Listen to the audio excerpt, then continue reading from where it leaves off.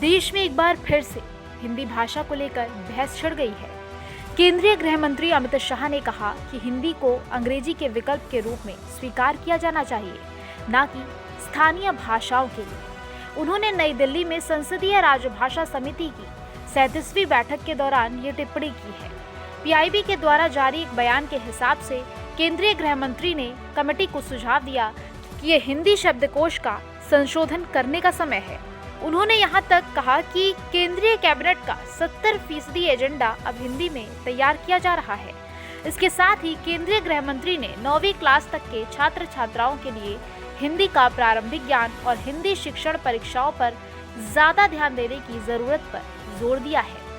केंद्रीय गृह मंत्री अमित शाह ने कहा कि राजभाषा को देश की एकता का एक बहुत ही जरूरी अंग बनाने का समय आ गया है।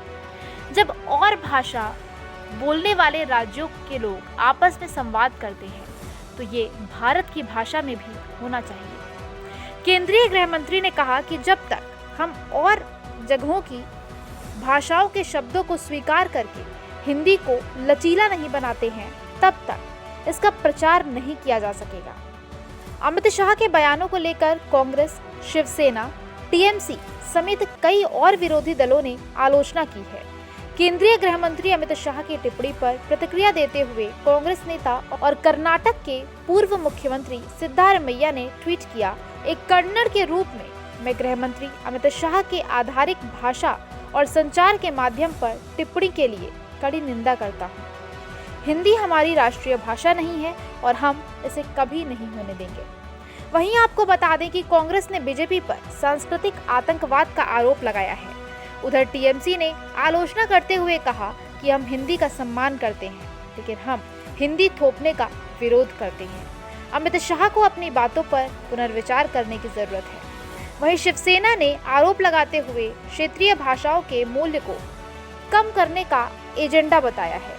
केंद्रीय गृह मंत्री अमित शाह ने स्थानीय भाषाओं के शब्दों को हिंदी शब्दकोश में अपनाने का सुझाव दिया है।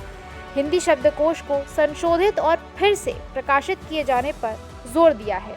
शाह ने कहा कि पूर्वोत्तर के 8 राज्यों में 22,000 हिंदी शिक्षकों की भर्ती की गई है और 9 आदिवासी समुदायों ने भी अपनी बोलियों की लिपियों को बदल दिया है।